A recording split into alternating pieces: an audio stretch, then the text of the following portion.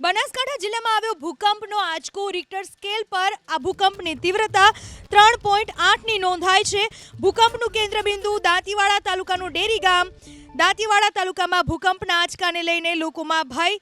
જો કે કોઈ પણ પ્રકારનું નુકસાન નથી થયું। રિક્ટર સ્કેલ પર ભૂકંપનો આંચકો તેની તીવ્રતા 3.8ની નોંધાઈ છે। આ વિશે વધુ માહિતી આપવા આપણી સાથે જોડાઈ ચૂક્યા છે મારા સંવાદદાતા વસંત તેરગર। વસંત, ભૂકંપના આંચકાને લઈને શું માહિતી મળી રહી છે? બિલકુલ, જો વાત કરવામાં આવે તો બનાસકાંઠા જિલ્લામાં ભૂકંપનો આંચકો નોંધાયો હોવાનું સામે આવ્યું છે। ખાસ કરીને જો વાત કરવામાં આવે તો ભૂકંપનું કેન્દ્રબિંદુ દાંતીવાડા તાલુકાનું ડેરી ગામ છે।